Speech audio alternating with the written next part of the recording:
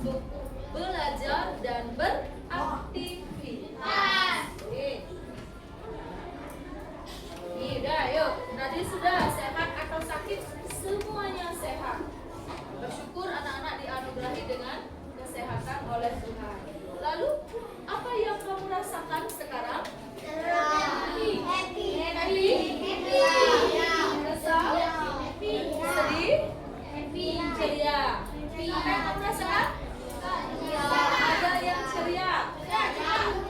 Ada gembira. Ada happy. Oke, happy sama dengan senang. Sama dengan gembira. Apa? Ada yang merasa sedih? Ya, semuanya sudah merasa happy. Sudah makan, ha? Sudah. Jadi karena sudah makan, anak-anak ya pembawaannya happy. Ya. Nah, anak-anak, untuk menambah semangat, nah bagaimana kalau kita awali pembelajaran pagi ini dengan menyanyikan salah satu lagu wajib nasional. Kira-kira apa yang ingin kalian nyanyikan? Andi? Halo Bandung. Halo Bandung, boleh. Garuda Pancasila. Ya, pemuda-pemuda. Pemuda-pemudi. Bangun pemuda. Bisa? Dari Sabang sampai Merauke ini banyak ya. Berarti anak-anak banyak mengenal lagu wajib nasional yang membakar semangat.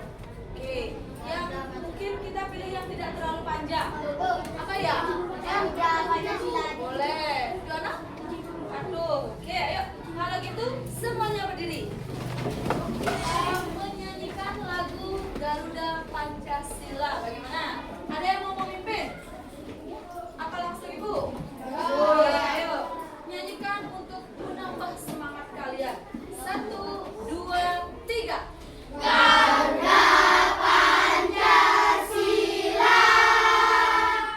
akulah pendukungmu. Semangat. Patriot proklamasi, sedia berkorban untukmu. Pancasila dasar negara, rakyat adil makmur sentosa, pribadi bangsaku. Ayo maju, maju, ayo maju, maju, ayo maju, maju. Yeay. Duduk kembali. Nah, anak-anak, tadi sudah menyanyikan lagu Garuda Pancasila. Hari ini kita belajar pelajaran apa ya? Coding. Ya, coding sudah kita bahas pada pertemuan sebelumnya, ada coding dan sebagainya. Sekarang kita lanjutkan pada bagian yang paling dasar dari pelajaran coding adalah ada yang disebut dengan berpikir komputasional.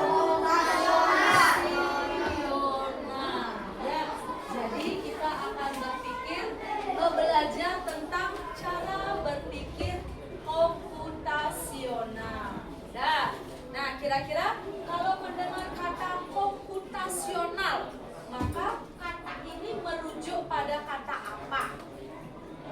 Anugerah. Komputer. Ada yang punya pendapat lain? Handphone. Ayo, apa? Laptop. Laptop. Nah, ya. Apa Kusuma? PC. Wih, banyak sekali nih. Ada banyak pendapat.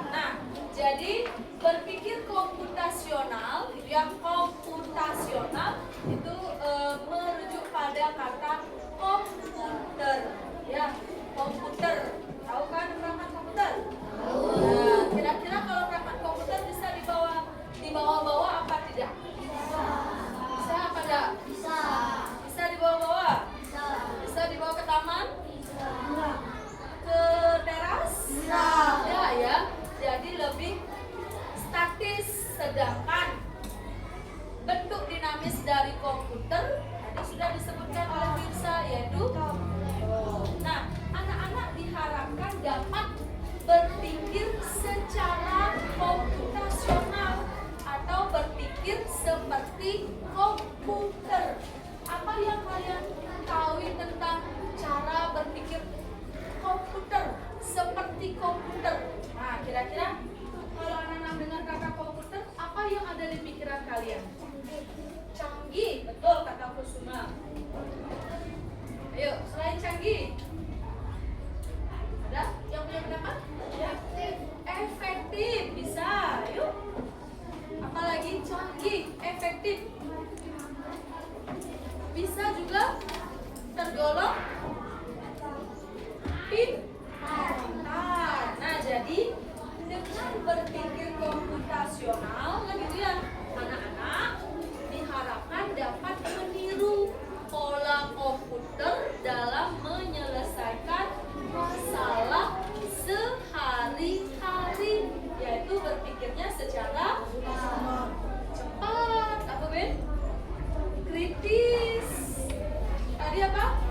Canggih, pintar, sehingga dapat menyelesaikan masalah sehari-hari dengan cepat. Nah, tujuan pembelajaran tadi sudah Ibu sampaikan. Yang pertama, anak-anak diharapkan mampu memahami konsep dasar berpikir komputasional dalam kehidupan sehari-hari. Ya, istilahnya serem, tapi ternyata tidak. Ya, anak-anak sudah sering menerapkan berpikir komputasional, hanya saja kita tidak tahu bahwa itu yang disebut dengan berpikir komputasional. Anak-anak juga diharapkan mampu menguraikan dan memberi contoh penerapan berpikir komputasional untuk menyelesaikan masalah sehari-hari. Nah, bagaimana? Sudah ada bayangan kira-kira?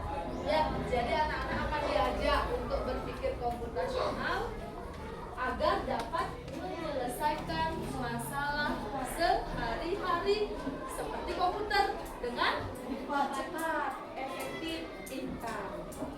Nah, sudah paham ya? Nah, anak, tadi sudah Ibu sampaikan tujuan pembelajaran pada hari ini.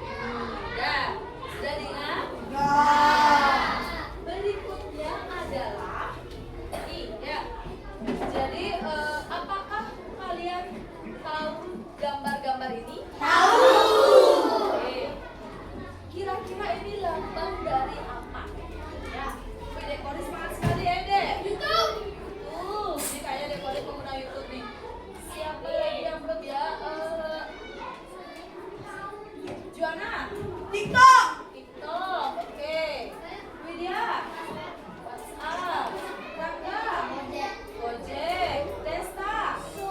Shopee. Oke. Jadi anak-anak sudah sering apakah atau jarang menggunakan aplikasi ini? Yang mana yang paling sering?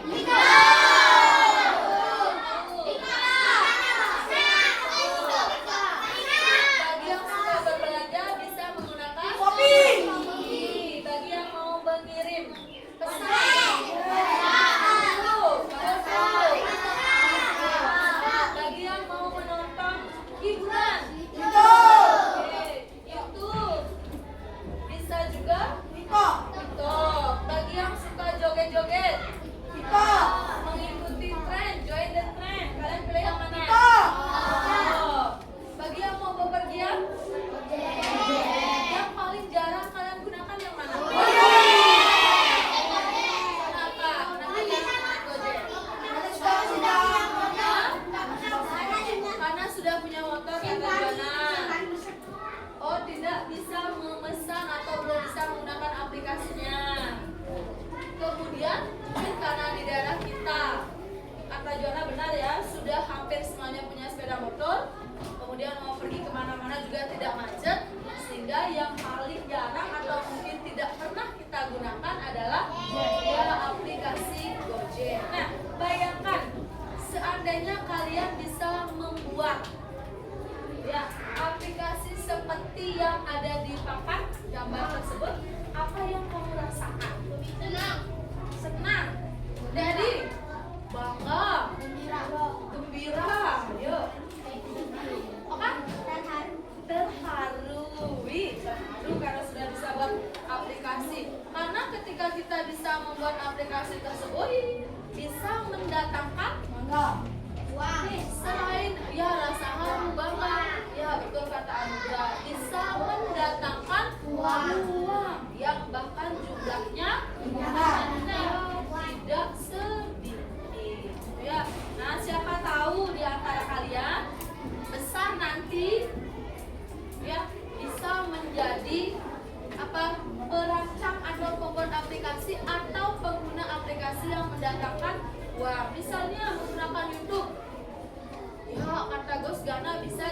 YouTuber. Yang kedua, TikTok.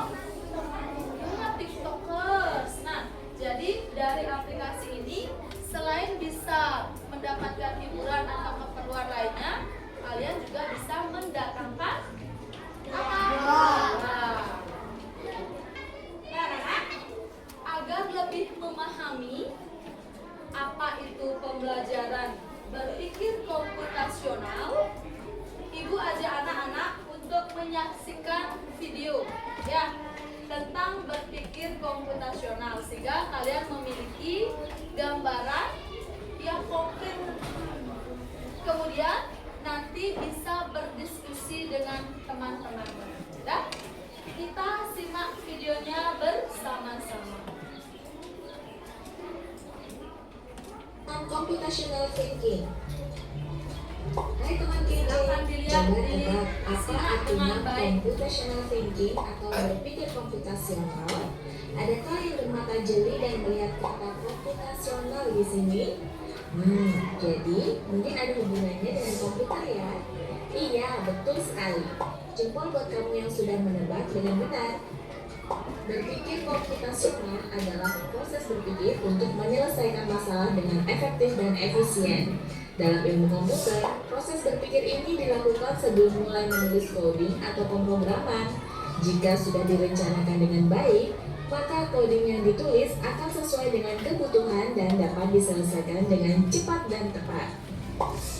Tapi ternyata berpikir komputasional juga bisa dilakukan tanpa komputer dan tanpa internet loh. Malah sebenarnya kita pun sudah menerapkannya dalam kehidupan sehari-hari. Mulai dari menggosok gigi, mencatat ringkasan pelajaran, hingga menyiapkan tas untuk sekolah besok. Wah, kalau kita sudah bisa menerapkannya setiap hari, berarti kita semua sudah mahir dong.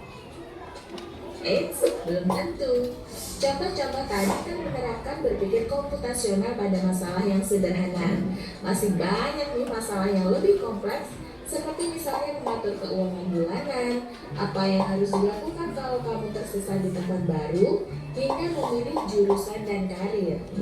Lalu yang lebih penting lagi, ketika kamu dewasa nanti, kamu akan menghadapi era industri 4 dan bahkan 5. Di sini kamu perlu kecakapan untuk memanfaatkan dunia digital, mulai dari mencari dan memilah informasi yang kamu perlukan, hingga menggunakan informasi itu untuk membuat keputusan penting dalam hidupmu. Menghadapi masalah kompleks kehidupan di masa sekarang dan masa depan ini mirip seperti merencanakan coding yang sudah dibahas sebelumnya. Kuncinya adalah memahami masalah dengan tuntas dan mencari cara menyelesaikan yang efektif dan efisien. Nah, kalau begitu, bagaimana agar kita bisa berpikir komputasional? Sekarang kita bahas ya, 4 landasan dari berpikir komputasional.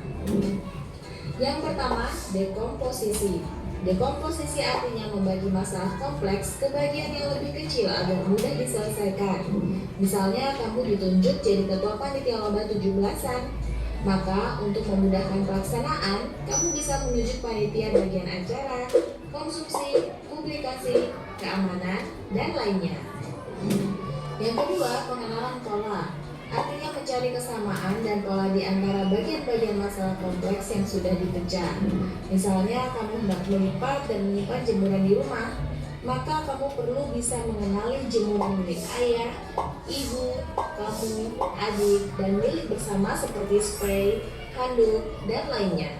Ini karena jemuran-jemuran itu perlu disimpan di tempat yang berbeda. Yang ketiga, abstraksi. Artinya fokus pada informasi yang penting saja, mengabaikan detail yang tidak diperlukan. Misalnya, kamu hendak menceritakan pengalamanmu berwisata ke luar kota. Tentunya kamu mengalami banyak hal, dari mulai berangkat di bus, berfoto bersama, makan di restoran, menginap di hotel, hingga perjalanan pulang. Tapi nggak mungkin kan kamu ceritakan semua kejadian dengan detail pada teman-temanmu. Pasti mereka bosan kalau kelamaan. Jadi kamu harus menyaring beberapa kejadian yang menarik saja untuk diceritakan pada teman. Yang terakhir, algoritma. Artinya membuat langkah-langkah penyelesaian atau membuat aturan yang diikuti untuk menyelesaikan masalah. Misalnya kamu diberi daftar belanja di supermarket oleh ibu. Ada minyak goreng, telur, roti, sayur, dan kopi. Lalu kamu harus buru-buru karena ibu sudah mau memasak dengan minyak goreng itu. Nah, kalau seperti ini, satu cara yang efisien misalnya mulai dengan mengambil barang yang paling dekat dari pintu masuk hingga terakhir yang paling dekat dengan kasir. Nah, itu dia 4 landasan berpikir komputasional yang perlu diterapkan untuk memecahkan masalah yang kompleks. Lalu berikutnya, apakah ada cara untuk mengasah kemampuan berpikir komputasional? Tentu ada. Selain bisa coba kamu terapkan ke masalah sehari-harimu, kamu bisa juga latihan soal untuk mengasahnya. Misalnya, gurumu akan memberikan soal-soal computational thinking di mata pelajaran matematika, bahasa Indonesia, dan IPAS dalam kurikulum mereka. Selain itu, kamu bisa ikut tantangan bebas Indonesia juga. Yuk coba simak satu contoh soal computational thinking.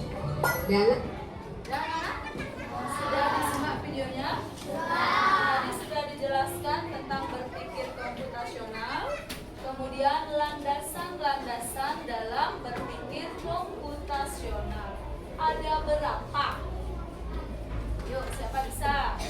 Yang belum menjawab, Sindu. Ada 4. Satu adalah, yuk, siapa yang ingat? Yang belum? Farel. Dekomposisi. Good. Ada landasan yang pertama, dekomposisi. Kedua, siapa ingat? Pola. Pengenalan. Ya, pengenalan pola. Berikutnya, yuk, siapa lagi yang tahu? Ayo, yang ketiga apa? Yuk, Gus Gana. Abstraksi, ya, abstraksi. Yang keempat ada Widya, algoritma. Nah, jadi dalam berpikir komputasional ada 4 landasannya. Yang pertama adalah dekomposisi, yang kedua pengenalan pola, yang ketiga abstraksi, dan keempat algoritma. Yuk, dekomposisi. Nah, tadi sudah diberikan contoh pada pesta 17 Agustusan. Kalian mengenal kata dekomposisi? Sudah pernah dengar? Sudah. Di mana? Oh, matematika. Pada bahasan apa? Apa ya? Dekomposisi bilangan saja. Apa artinya dekomposisi? Apa tadi? Ya, penguraian. Nah, jadi dekomposisi adalah menguraikan masalah besar menjadi ya yang lebih kecil. Masalah yang kompleks menjadi bagian-bagian yang lebih kecil. Berikutnya, misalnya pesta ulang tahun. Masalahnya lumayan besar. Kita pilah menjadi bagian-bagian yang lebih kecil. Apa saja yang bisa kita tulis dari sebuah pesta ulang tahun? Apa saja bagian-bagian dari pesta ulang tahun? Dekori, kue, Adita, balon, Naila, bingkisan, Ardi, tempat pesta, oke Firsa, Lilin, benar, ayo. Makanan, Jenny, pisau untuk apa? Oh, untuk memotong kue, benar, Adila. Korek, ya. Ayo, hiasan, oke. Ini air minum. Ada lagi semua? Piring untuk apa? Piring sebagai wadah kue. Apa lagi Sidu? Tumpeng, boleh. Nah, sudah ada kue, boleh juga diisi dengan nah itu ada dekomposisi. Jadi masalahnya lumayan kompleks. Berikutnya dipilah menjadi bagian yang lebih kecil. Berikutnya pola. Tadi sudah ya pengenalan pola. Nah, pengenalan pola misalnya ibu gambar segitiga. Berikutnya lingkaran, segi 4. Maka gambar berikutnya apa?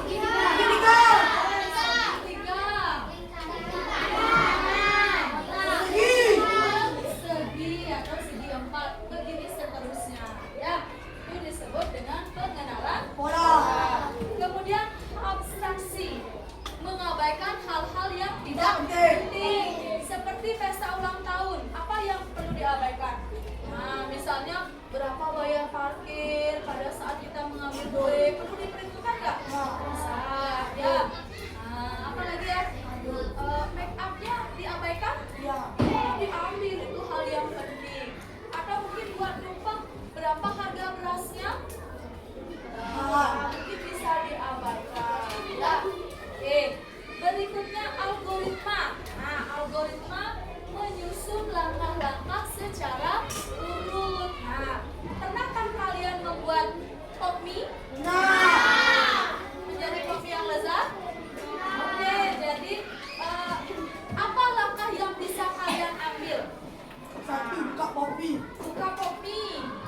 Nah, ada yang langsung menuangkan bumbu. Ada yang langsung menuangkan air. Panaskan air. Sudah dituangkan, dipanaskan lagi, ayo. Apa? Ayo. Nah, tunggu 15 menit entah kopinya menjadi bubur atau bagaimana, karena nunggunya 15 menit lumayan lama ya. Nah, anak-anak, jadi langkah-langkah menyusun kopi, ibu akan berikan LKPD-nya. Itulah yang anak-anak akan bahas bersama kelompok. Bagian dari algoritma, menyusun langkah-langkah secara tepat. Nah, bagaimana? Silahkan nanti kalian diskusikan apa saja langkah-langkah yang bisa kalian lakukan untuk membuat kopi yang lezat. Ibu bagikan LKPD-nya ya. Silakan diskusikan ya. Yuk, nah diskusikan. Silakan Anes, kasih temanmu ya. Silakan diskusikan apa saja langkah-langkah dalam membuat kopi yang lezat. Nah, anak, apakah kalian sudah berdiskusi di kelompok masing-masing? LKPD-nya sudah selesai dikerjakan? Sudah siap ke depan? Siapa yang mau membacakan hasil diskusimu? Ayo, kelompok W semuanya mau. Kelompok Barat mau apa tidak? Oh, belum siap. Oke, ibu tunjuk siapa yang suaranya paling keras. Nah, boleh. Kelompok 3, ayo kelompok 3, depan.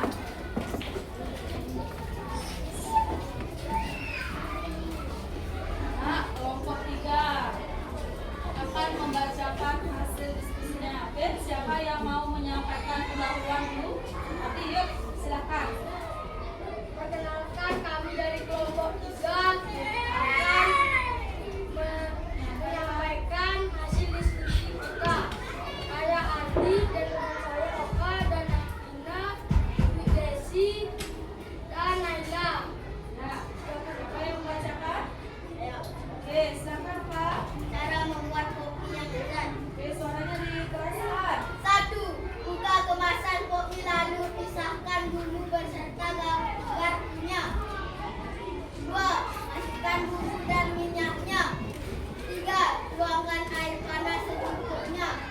3. Tutup rapat kemasan lalu diamkan selama 3 menit. 5. Aduk hingga bumbu tercampur merata. 6. Tambahkan bakso sebagai topping. 7. Sajikan dan kopi siap dinikmati. Oke, bagaimana Nana? Ada setuju dengan pendapatnya kelompok 3? Setuju. Oke, coba ibu lihat sebentar. Yang pertama adalah apa yang harus kita lakukan? Buka kopi. Buka kemasan kopi. Kedua, setelah kemasannya dibuka, apa Widya? Masukkan bumbu dan minyaknya. 3, yuk Adi. Tuangkan air panas secukupnya. Ya, tuangkan air panas secukupnya. Setelah dituangkan air panas, apalagi langkah keempat.